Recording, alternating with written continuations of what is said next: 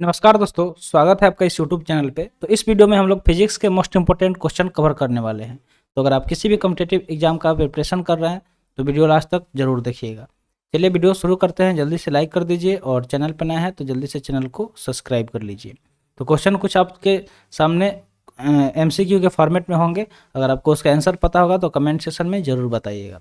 तो चलिए देखते हैं। पहला क्वेश्चन दिया गया कि वास्तविक वस्तु का आभासी प्रतिबिंब बनता है, यानी कि जो वास्तविक वस्तु होता है। ठीक है, यहाँ पे पूछा जा रहा है कि जो वास्तविक वस्तु होता है उसका जो आभासी प्रतिबिंब बनता है। ठीक है, आभासी प्रतिबिंब बनता है तो वो कैसा बनता है। ऑप्शन दिया गया कि मतलब किस चीज़ में बनता है। जो वास्तविक वस्तु का आभासी प्रतिबिंब बनता है तो किस दर्पण में बनता है। ऑप्शन ए दिया गया उत्तल दर्पण में, ऑप्शन बी दिया गया समतल दर्पण में, ऑप्शन सी दिया गया अवतल दर्पण में और ऑप्शन डी दिया गया इनमें से सभी। तो वास्तविक वस्तु का आभासी प्रतिबिंब कहाँ पे बनता है, तो इसका सही उत्तर अगर हम देखें तो सही उत्तर क्या हो जाएगा, ऑप्शन बी हो जाएगा, समतल दर्पण से। ठीक है, जो समतल दर्पण होता है, समतल दर्पण, तो समतल दर्पण से क्या होता है कि जो वास्तविक वस्तु का आभासी प्रतिबिंब बनता है। तो वास्तविक वस्तु का आभासी प्रतिबिंब कहाँ से बनता है, समतल दर्पण से। तो करेक्ट आंसर क्या हो जाएगा, ऑप्शन बी हो जाएगा। तो इसी तरह हम लोग मोस्ट इंपोर्टेंट क्वेश्चन कवर करने वाले हैं। वीडियो लास्ट तक देखिएगा, आपको बहुत ज़्यादा मजा आने वाला है। तो बढ़ते हैं अगले क्वेश्चन की तरफ। अगला क्वेश्चन दिया गया कि वास्तविक वस्तु का हमेशा सीधा प्रतिबिंब बनाने वाला दर्पण होता है। तो जो भी वास्तविक वस्तु होता है, ठीक है, यहाँ पे पूछा जा रहा है कि जो भी वास्तविक वस्तु होता है उसका हमेशा सीधा प्रतिबिंब बनाने वाला दर्पण कौन सा होता है। ठीक है, कि जो वास्तविक वस्तु होता है उसका हमेशा प्रतिबिंब कैसा होना चाहिए, तो सीधा। जब भी उसका इमेज बने, प्रतिबिंब बने, तो वो कैसा बनना चाहिए, सीधा बनना चाहिए। तो वो कौन सा दर्पण होता है जो हमेशा उसको सीधा बनाता है, ये पूछा जा रहा है। तो ऑप्शन ए दिया गया समतल, उत्तल, अवतल। ठीक है, ऑप्शन बी दिया गया समतल और अवतल, ऑप्शन सी दिया गया उत्तल और अवतल और ऑप्शन डी दिया गया समतल और उत्तल।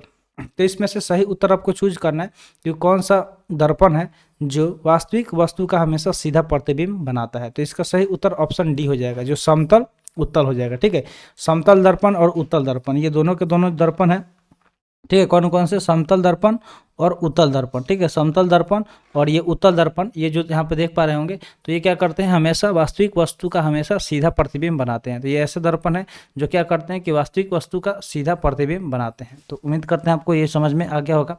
चलिए बढ़ते हैं आगे अगले क्वेश्चन की तरफ। अगला क्वेश्चन दिया गया है कि वास्तविक प्रतिबिंब की प्रकृति कैसी होती है, यानी कि नेचर पूछा जा रहा है। ठीक है, जो वास्तविक प्रतिबिंब होता है, ठीक है, कौन सा प्रतिबिंब, तो जो वास्तविक प्रतिबिंब होता है उसकी प्रकृति यानी कि उसका नेचर कैसा होता है, ये पूछा जा रहा है। तो उसके नेचर के बारे में पूछा जा रहा है। अगर हम इसके नेचर की बात करें, किसके बारे में, तो जो वास्तविक प्रतिबिंब होता है यानी कि रियल इमेज, तो उसका नेचर कैसा होता है। तो ऑप्शन दिया गया, ऑप्शन ए है उल्टा, ऑप्शन बी है सीधा, ऑप्शन सी है सीधा और उल्टा और ऑप्शन डी है इनमें से कोई नहीं। तो इसमें से करेक्ट आंसर कौन सा होगा कि वास्तविक प्रतिबिंब का प्रकृति कैसा होता है, यानी कि नेचर कैसा होता है। ठीक है, उसके बारे में पूछा जा रहा है, नेचर के बारे में पूछा रहा है। ठीक है, किसके नेचर के बारे में, तो जो वास्तविक प्रतिबिंब होता है उसके नेचर के बारे में। तो इसका सही उत्तर हो जाएगा ऑप्शन ए। ठीक है, कैसा होता है, तो उल्टा होता है। कैसा होता है, उल्टा। तो जो वास्तविक प्रतिबिंब होता है उसका नेचर कैसा होता है, उल्टा होता है।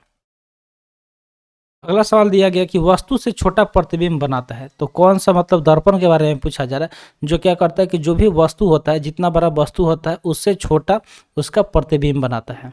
तो दिया गया ऑप्शन, ऑप्शन ए है उत्तल दर्पण, ऑप्शन बी है अवतल दर्पण, ऑप्शन सी है समतल दर्पण और ऑप्शन डी है उत्तल दर्पण और अवतल दर्पण।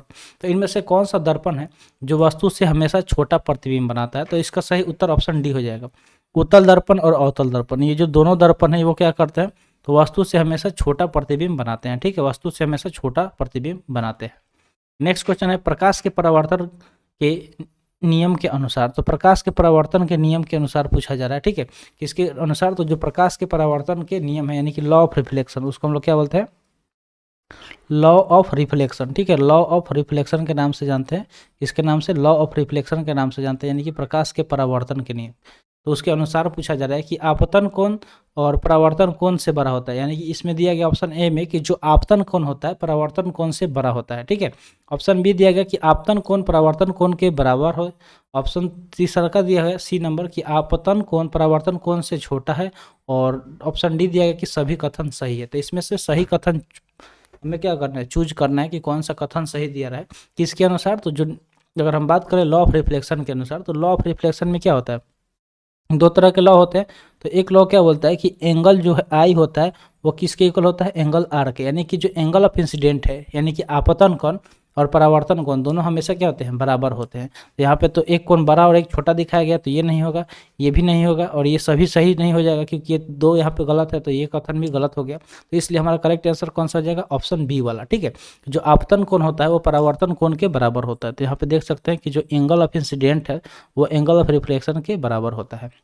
नेक्स्ट क्वेश्चन अगर हम देखें तो नेक्स्ट क्वेश्चन दिया गया कि समतल दर्पण द्वारा बना प्रतिबिंब सदा होता है, यानी कि जो भी प्रतिबिंब समतल दर्पण द्वारा बनता है, ठीक है, यानी कि प्लेन मिरर। समतल दर्पण को हम लोग क्या बोलते हैं, प्लेन मिरर, यानी कि हम लोग अपने घर में देख जो अपना फेस वगैरह देखने के लिए इस्तेमाल करते हैं वो कौन सा दर्पण होता है, तो प्लेन मिरर होता है, यानी कि समतल दर्पण। तो उसके द्वारा जो बना हुआ इमेज होता है प्रतिबिंब वो सदा होता है, यानी कि सदा कैसा होता है। ऑप्शन ए है आभासी और उल्टा, ऑप्शन बी है वास्तविक और सीधा, ऑप्शन सी है सीधा और आभासी, और ऑप्शन डी है वास्तविक। इसमें से सही ऑप्शन चूज करना है कि इसका करेक्ट आंसर क्या हो जाएगा कि जो समतल दर्पण होता है यानी कि प्लेन मिरर तो हमेशा कैसा प्रतिबिंब बनाता है। तो सही उत्तर इसका हो जाएगा ऑप्शन सी, सीधा और आभासी। ठीक है, सीधा और आभासी प्रतिबिंब बनाता है, तो इसलिए ऑप्शन सी क्या हो जाएगा, करेक्ट आंसर हो जाएगा। ठीक है, जो ऑप्शन सी यहाँ पे दिया गया वो क्या हो जाएगा, करेक्ट हो जाएगा। अगले क्वेश्चन की तरफ बढ़ते हैं। अगला क्वेश्चन दिया गया है कि आंख में प्रवेश करने वाले प्रकाश की मात्रा को नियंत्रित करता है। तो जो भी मतलब प्रकाश की मात्रा होती है जो हमारे आंख में प्रवेश करती है, जो भी प्रकाश की मात्रा हमारे आंख में प्रवेश करती है तो उसको नियंत्रित कौन करता है। ठीक है, उसके नियंत्रित करने का काम कौन है, किसका है, ये चीज़ पूछा जा रहा है। तो ऑप्शन ए है परितारिका का, ऑप्शन बी है पुतली का, ऑप्शन सी है लेंस का, और ऑप्शन डी है पचमाभी पेशिया। तो इसमें से कौन से किसका काम है, जो प्रकाश की मात्रा है आंख में प्रवेश करने पे उसको क्या करता है, नियंत्रण करता है, कंट्रोल करता है। तो इसका सही उत्तर ऑप्शन ए हो जाएगा, जो हमारे आंख का परितारिका होता है। ठीक है, आंख का जो परितारिका होता है वो क्या करता है, ये आंख में प्रवेश करने वाले प्रकाश की मात्रा को नियंत्रित करता है। ठीक है, अगले क्वेश्चन देखते हैं। अगला क्वेश्चन दिया गया है कि सूर्योदय और सूर्यास्त के समय सूर्य का गोल दिखता है। ठीक है, जो सूर्योदय होता है यानी कि जब सनराइज होता है यानी कि सुबह में, और सूर्यास्त यानी कि शाम के समय सूर्य गोल दिखाई देता है। ठीक है, सूर्य कैसा दिखता है, तो गोल।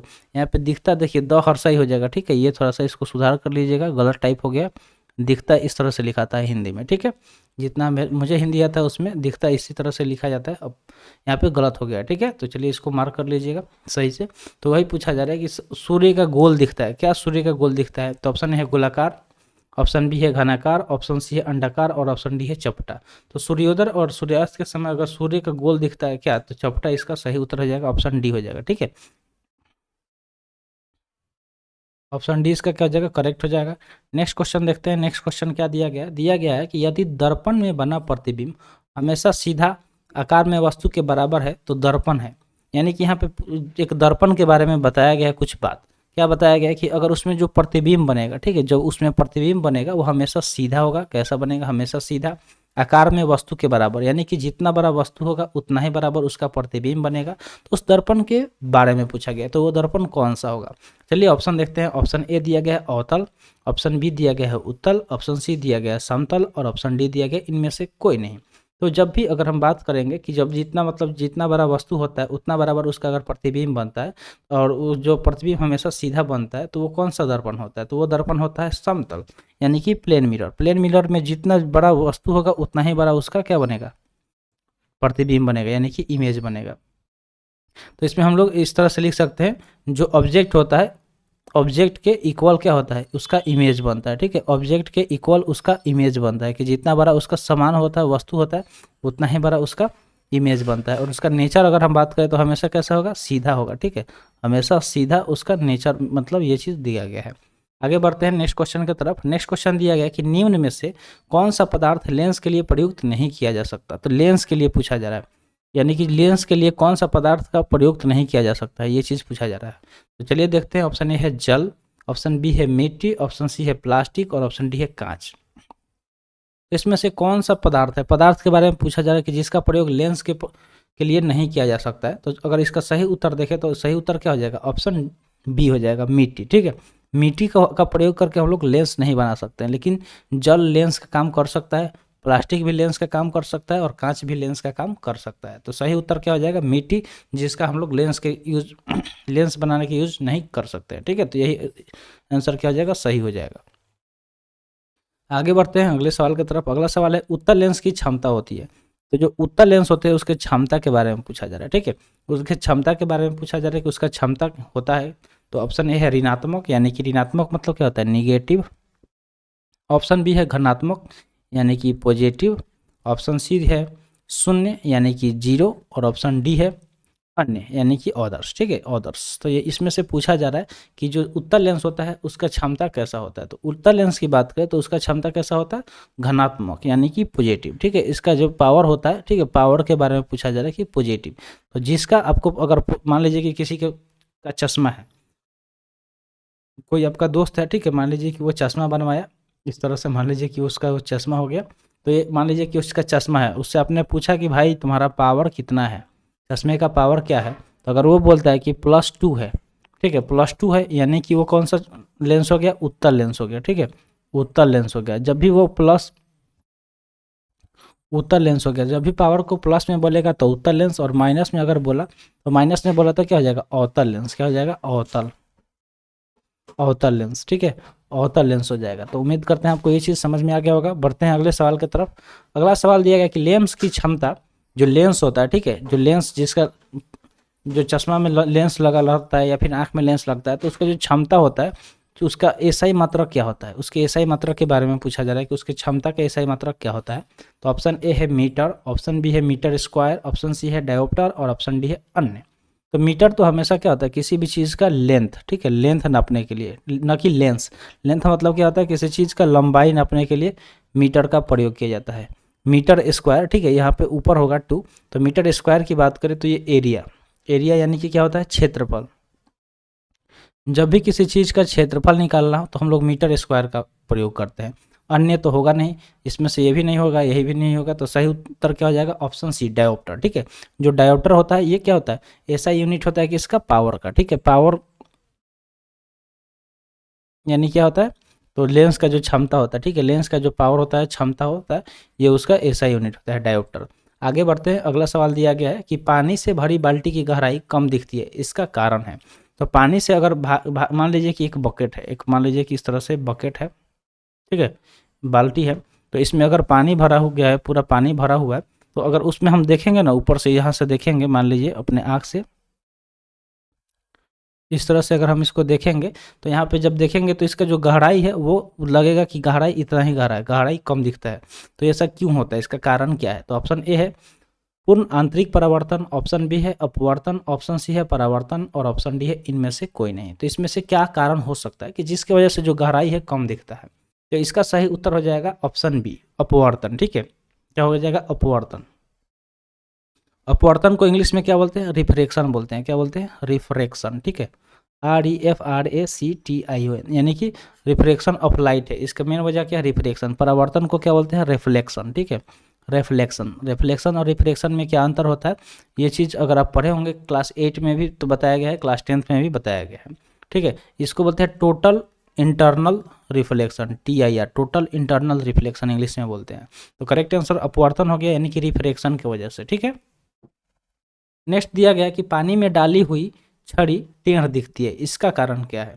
ठीक है, इसका कारण यानी कि इसका कारण पूछा जा रहा है कि जब पानी में आप मान लीजिए कि एक कोई छड़ी दिया, मान लीजिए कि ये हमारा एक डब्बा हो गया। ठीक है, मान लीजिए कांच का डब्बा है, ये कांच का डब्बा है, इसमें यहाँ तक पानी रखा गया, यहाँ तक इसमें क्या है, पानी है। मान लीजिए इसमें कोई एक छड़ी इस तरह से डाला गया है, तो छड़ी, ठीक है, इस तरह से दिखाई देगा। छड़ी यहाँ से टेढ़ा दिखाई देगा। जब हम लोग इसको देखेंगे तो छड़ी टेढ़ा दिखाई देगा। इसका कारण पूछा जा रहा है कि क्या कारण है। तो चलिए ऑप्शन देखते हैं। ऑप्शन ए है परावर्तन, ऑप्शन बी है अपवर्तन, ऑप्शन सी है परावर्तन और अपवर्तन, और ऑप्शन डी है इनमें से कोई नहीं। तो इसमें से क्या रीजन हो सकता है, क्या रीजन हो सकता है कि जो पानी में डाली हुई छड़ी टेढ़ी दिखती है, इसका क्या वजह होगा। तो इसका वजह हो जाएगा ऑप्शन बी, अपवर्तन। ठीक है, यानी कि सेम वजह जो पीछे वाले क्वेश्चन में था वही यहाँ पे भी वजह हो जाएगा, रिफ्रैक्शन। ठीक है, रिफ्रैक्शन की वजह से क्या होता है कि जो टेढ़ी दिखाई देती है छड़ी पानी में डाली हुई। आई होप आपको ये चीज़ समझ में आ गया होगा। तो आज के लिए इतना ही। आज का सेशन यहीं पर समाप्त हुआ। सेशन कैसा लगा कमेंट सेशन में ज़रूर बताइएगा। तो मिलते हैं फिर अगले वीडियो में। Thanks for watching. जय हिंद।